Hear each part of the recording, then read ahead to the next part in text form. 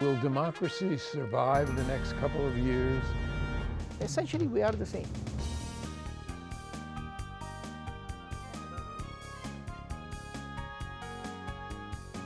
There are so many needs that Minnesota has. What people are saying they need right now. Access to Democracy is made possible in part by a donation from Firefly Credit Union. Firefly is the new name of U.S. Federal Credit Union, which has proudly served the financial needs of the greater Twin Cities community since 1925. At Firefly, we guide our members forward and give them the power to chase dreams by delivering the financial solutions they need to get ahead. From checking accounts to mortgages, we'll light the way. We are Firefly Credit Union, and this is Life Illuminated. By Thomson Reuters, providing legal professionals with intelligence, technology, and human expertise they need to find trusted answers. Thomson Reuters, the answer company. Online at thomsonreuters.com. And Dr. Charles Crutchfield of award-winning Crutchfield Dermatology in Eagan. Acknowledged as one of the nation's best physicians, a Minnesota native who trained at the Mayo Clinic, Dr. Crutchfield personally treats all patients and states that experience counts and quality matters. Crutchfield Dermatology, look good, feel great, with beautiful skin.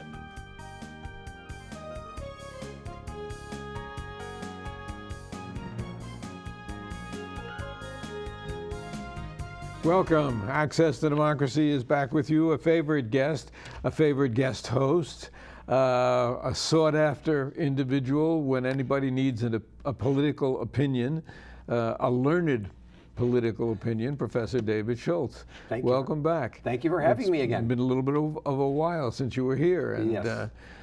Also one of the few people who I can look at and say, I know that you read the Mueller report from cover to cover. You're right, I did. Yeah. I spent a lovely weekend reading it. And I can't say that I have read the whole thing. I keep going into sections and reading different sections. I may have come close to the whole thing by now, but I like to go over the part where the president didn't have a memory. The man with the best memory in the world, as he told us, Yes, right. couldn't remember all those answers to all those questions that were put to him. Yeah, I think he also said he was a genius, a stable genius, if I remember correctly. Right. Yeah. Maybe it's a genius who should be in a stable. Maybe that's Could be. what it Could be. was. That could be what it really is supposed to be. Yeah. I don't know. Yeah. Yeah. It's well. What did you think of the Mueller report? Well, I think sort of two observations stand out. One of them is everything you need to know about the Mueller report is really on page 1 of the second part of the report, which said that he was starting, that is Robert Mueller, with an opinion by the Justice Department that said that a sitting president of the United States could not be indicted. And the reason why I mention that is that that frames the entire report, is that no matter what he was going to conclude, there's nothing that he was going to do that resulted in a recommendation for any type of indictment, because they're operating with an assumption, which I think is wrong, that a sitting president can't be indicted. Well, it's not a law. It's not a just law. an opinion It's an within the Justice Department. That's right. It's an opinion that started back when Nixon was president of the United States, and the Justice Department and the special prosecutor back then, Leon Jaworski, were trying to decide, can you indict the president of the United States? They concluded no. And for those people who might remember history, there's that famous phrase that said Richard Nixon was what? An unindicted co-conspirator.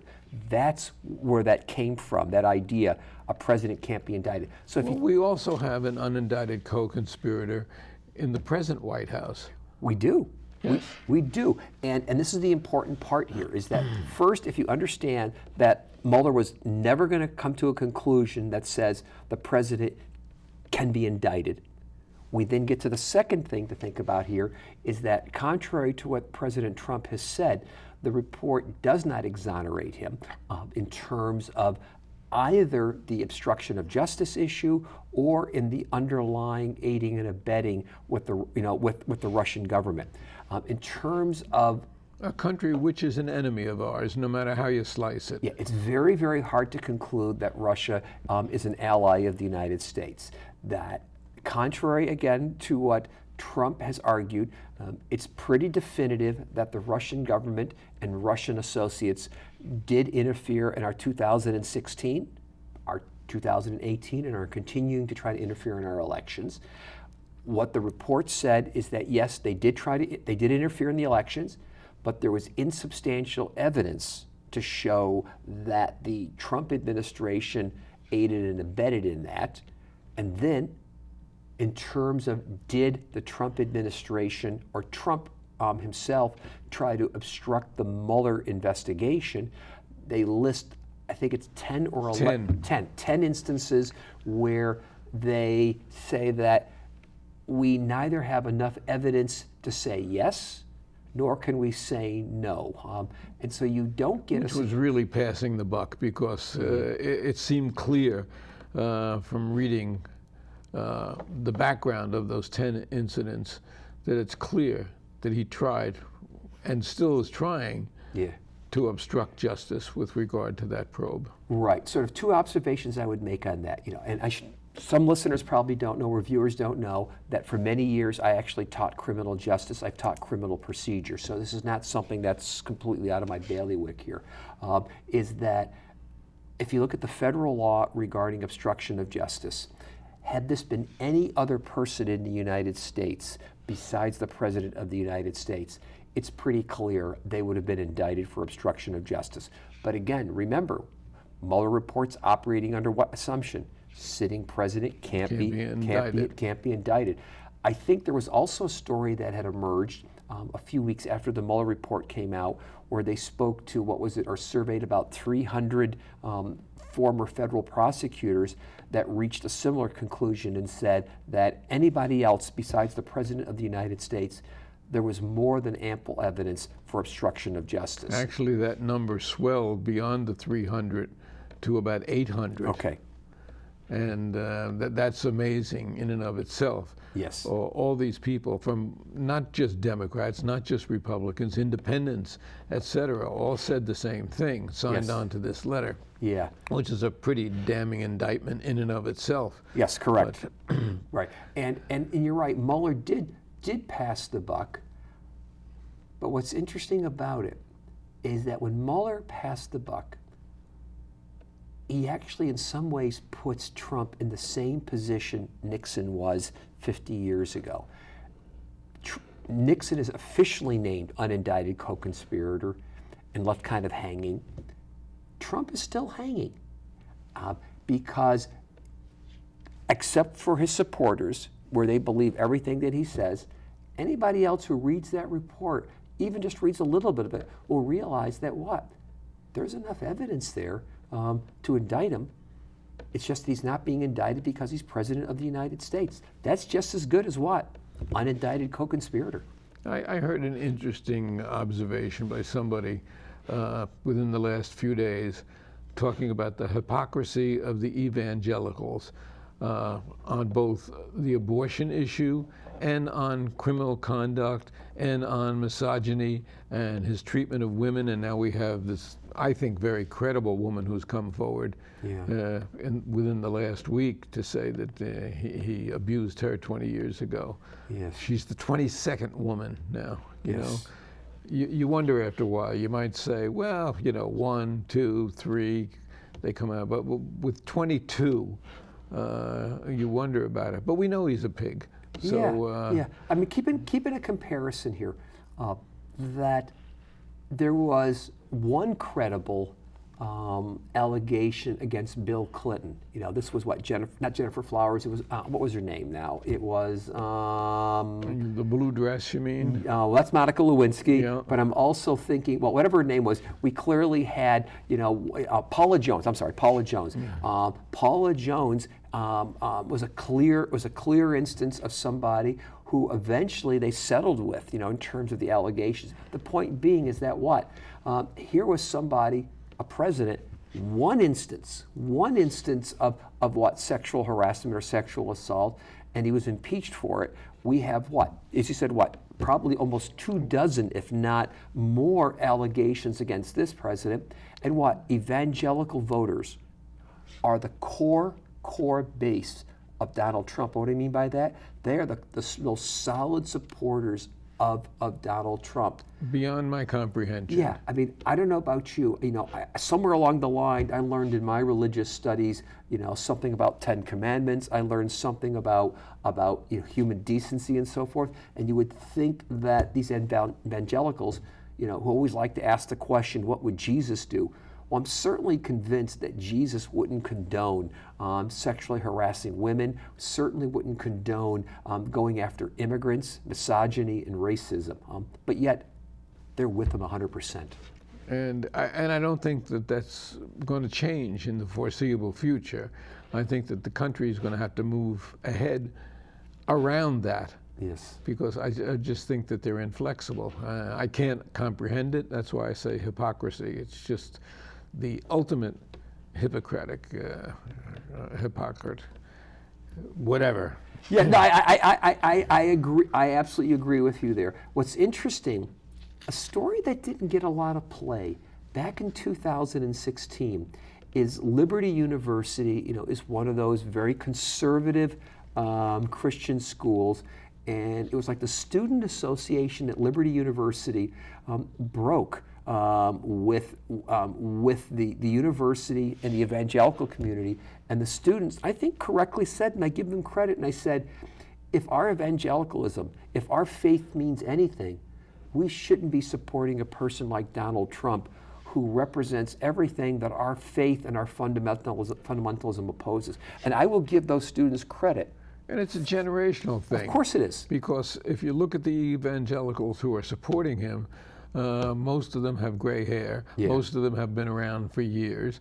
They are not the young evangelicals, except with few exceptions. Let's put it that way. Yeah, no, you're right. What we're seeing here is on so many scores here, and this is it's actually a book I'm working on right now. It's this enormous generational divide that's going on in American politics, is that if we look at the core base of the Republican Party right now, especially of Donald Trump, older white evangelicals who are representing a decreasing percentage of the population, and they feel increasingly threatened by the fact that that America is becoming the complexion of the country is changing. Yes. And 50 years from now, it's not going to be just a white America. Yeah. But these people would stoop to just about anything to interfere with immigration, to interfere with people's lives in that regard.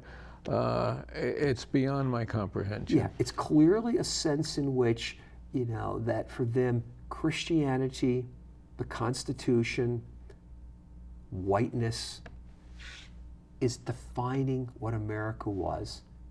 And to say, make America great again, is about what?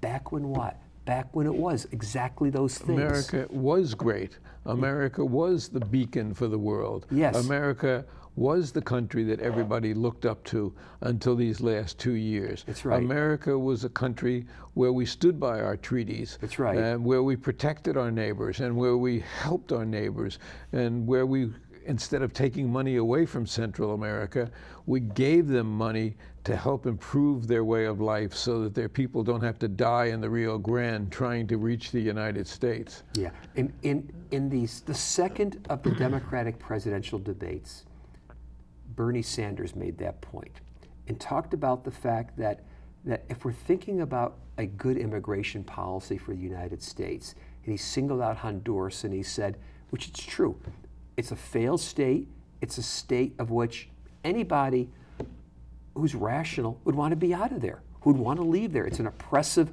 horrible conditions there.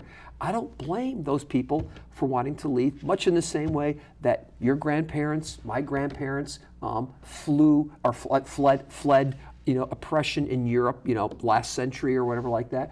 And Sanders talked about saying we need to developing a good foreign policy to stabilize these countries, to respect human rights, because if we did that, we would be able to stabilize. And of course, we have no foreign policy because the president is so erratic and will change his mind so often that we really don't have a foreign policy. It's just unfortunate that there are people there and hawks there who would get us into a war with Iran that Bolton has been trying to do for 30 years. Right. The last thing that we need is another war with Iran or anybody else, frankly. It is depressing. Now, there were two decisions yesterday, came down from the Supreme Court. One really which put gerrymandering, gave it a gold star. Right. The federal government's not going to get involved. The Supreme Court's not going to get involved. The other one was on the census, and they sort of punted that one back to the lower court. So we don't know what the final word is on that, but hopefully we'll keep the citizenship question off the census. What do you think about several suggestions such as stacking the Supreme Court?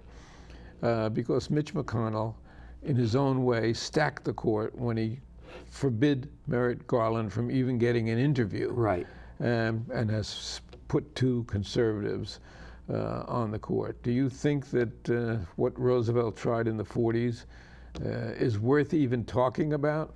Well, it's interesting. The public was never behind Roosevelt in terms of, stacking the court. On the other hand, that fireside speech that he gave in 1937, saying that maybe we need to increase the size of the Supreme Court, had the impact it was supposed to do. Miraculously, one justice retires, he replaces him, and somehow some of those other justices change their minds on some critical things. And we like to live with a myth that the Supreme Court is politically neutral, but it's not. Of course it's not. Of course it's not. And unfortunately, what's going to have to happen is that some political pressure is going to have to be brought to bear on this court. Again, I speak as a political scientist, as a law professor. We have incredible research telling us right now that this court is one of the most conservative Supreme Courts in American history, ever. Also, so you also Citizens United, among others. Exactly. And if we also look at what's been happening, there has been two periods in American history where the Supreme Court has significantly overturned precedents. One is the Roosevelt Court kind of rejecting these old conservative doctrines, but we're seeing right now this current conservative Supreme Court pretty much saying at this point, well, precedent, if we think the old ones are wrong, we're just going to overturn them. That's what Alito said. That's what Alito's saying. And so and the courts are supposed to honor precedent. Remember, it used to be the conservatives that were railing against what? Justice Brennan, Earl Warren, and saying you're just legislating from the bench. What are the conservatives doing? They're legislating from the bench and doing what they want. And this is what puts Roe versus Wade in danger at this point, because you've got Clarence Thomas, you've got Alito, who seem to be suggesting at this point, well, if we just disagree with the opinion, we're going to overturn it. That's a dangerous place where you're turning what? Justices into politicians with just robes. And that's what's happened here, Yes. as you just said, and it really is very worrisome. Yes. So the question is, and of course, we have 2 years of Trump left, or 16 months, 17 months of Trump left. Right. Mitch McConnell is not going to put forward anybody who is not recommended by this ultra-conservative group. Right. I think the Heritage Group or whatever Federalist it is. Society. Federalist Society. And so it is very, very worrisome. And the answer would be, if the Democrats take over both houses and the presidency, should they add a couple of members to the court, or follow Bernie's plan of rotating judges so that you don't have the same judges facing issues, which is a very interesting, it's the same thing they do in the circuit courts. Yeah, it's an interesting concept. There's no question that the Supreme Court's broken, and we need to explore some options for how to fix that broken institution. Some of it might be able to be done by appointments. Some of it might require constitutional amendments, but the idea also, and maybe it made sense 230 years ago, of lifetime appointments. I'm also not sure it's a good idea of doing lifetime appointments for the Supreme Court, where you could now entrench unelected people for life. to be able to resolve some of these most critical And the decisions. Republicans are not stupid. What they're doing is picking younger justices. Of course. So they can be there for 30 or 40 years. Yes. And that also is another reason to revisit the concept of altering the court in some respect. Do you think the rule of law under this president is really threatened in this country? It's tested, but not broken. And what I mean by that is that the one shining light about what's happening right now is that the Trump administration is so inept, is so unable to understand the concepts of checks and balances and separation of powers, the basic stuff that most of us learned in school, that it keeps screwing up and it can't get things done. Now, it's made a lot of bad decisions, but there was a great piece in the Washington Post a few months ago that pointed out the number of administrative decisions and orders by the Trump administration that had been halted by lower courts. You know, the Supreme Court doesn't take everything. Yes, again, Trump has done a lot of ugly things, but for the most part, mostly rule of law still prevails. We don't have tanks in the street. We don't have the barbed wire up. But as somebody who's headed up 2 ACLU chapters, remember their slogan, eternal vigilance.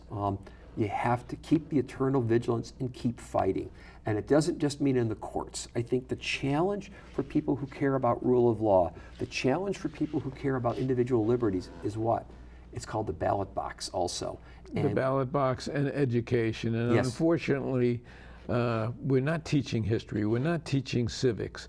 We're not teaching the social sciences because teaching has given way to the IT world in many respects. And I think it's a great loss for today's students not to have that foundation of history so that history won't necessarily repeat itself. Yeah, in my introductory American politics class, actually make my students read a short little book on American political history so that they have that context. But not everybody does that. K through 12, which is so tied into technology, so tied into the high stakes standardized testing scores, doesn't give teachers the ability to do that kind of important stuff. Across the board, one of the things that we don't do is teach civics, basic civics about how our system operates. And oftentimes, those people who are conservative, those evangelicals we talked about before, don't want to empower people, because if it empowers people, what? It might empower what? People of color. Education. It might empower poor people. Gosh, and Muslims, we don't want to do that. And unfortunately, that's predominant under this administration. Yes. I don't think it's predominant among the majority of Americans. I agree. And the best percentage that he's had still is maybe 40 or in the low 40s, which means there's almost 60%. And if they get out to vote, which is really important, perhaps more important than ever, in fact, that gerrymandering has now been upheld by the Supreme Court. Those people have got to get out and exercise their franchise in 2020, or we're in really, really deep. Whatever. That's right. That's right. No, you're right. The challenge now is the courts are not there to defend the people. The challenge now is that the people have to get out and protect themselves. As I always say to my students, what has always amazed me, when I grew up, if you had told me at some point Nelson Mandela would be president of South Africa, the Berlin Wall would come down, and the Soviet Union would break up, I would say you're nuts. But how all that happened is when the people said, it's time, and they walked out of their houses and they took control. Enough. Enough. And what Americans have to do... Even what happened in Turkey in the last 2 weeks. Yes. And some of the civic uprisings that we have seen in several countries in the last few weeks. Yes, yeah. The American public can do the same thing. That I know people complain about a lot of different things, about how hard it is to vote and so forth. It is, but at some point you have to overcome that. It wasn't easy for the freedom fighters. It wasn't easy for Martin Luther King Jr. when they were fighting, but they said, we've got to get out and vote. People have to get out and vote for 2020. The obstacles may be there. Yes, there may be all these traps out there that have been set, partisan gerrymandering, voter IDs, et cetera, but you're not going to get rid of that unless you show up and fight those things and show up at the ballot box. And the most important message I think you have to come up with right now is to say that it's up to each of us to show up and do our job. It certainly is. Now, your latest book is Presidential Swing States, second edition. Yes. What's the focus there? The focus is to point out that, I'll give you a number. The number is, it is 10, 18, 12, 270. Everything we need to know about the presidency and the presidential election in 2020 is about that. Remember, first off, the presidential election is not determined by who wins the most popular vote. Hillary Clinton and Al Gore, unfortunately, are on that. It's about winning the Electoral College, right. 270 electoral votes.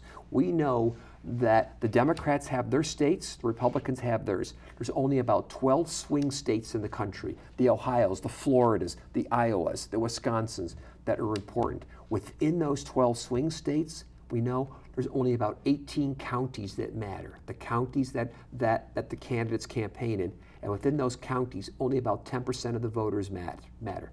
So think about it. This shows you how close our elections are. 10% of the voters located in 18 counties across 12 states determine who wins the presidency. So when people say, my vote doesn't matter, no, it does. It's down to a small number of votes that really do matter, that influence the impact of the election, outcome of an election. And that is not only an eye-opener, but it's a frightening statistic, and it's certainly another reason why you must get out and exercise your vote. You must vote your conscience, and your conscience has to be that we have to move this country forward. We can make America great again. America has slipped drastically, but I think that phrase, which is inappropriate as it's used by this president, is really appropriate in terms of where we have to go in 2020. I agree, and I think the challenge for the next president, post-Trump, I'm going to call it the Humpty Dumpty problem. Remember the Humpty Dumpty? Humpty Dumpty sat on the wall, fell down. And I can't remember how it goes now. Some people remember it, but you had to figure out how to put Humpty Dumpty back together again. Right. The real challenge is going to be, in a post-Trump era, how do we put the United States back together? And more importantly, how do we put the international order back together? Because he broke it, and we've got to figure out how to bring our allies back again. to Yes. us. Yes. Get the alignment back. Yes. Make sure that NATO stays as the most powerful voice for peace certainly in Europe and the world, really. Right. Those are the things we have to do. And another thing we have to do in 30 seconds is close out this session. Professor David Schultz, which it's always an education to have you here. And just to pick your brain a little bit as to the great wealth of knowledge that is within. And please come back soon. Sure, my pleasure, anytime.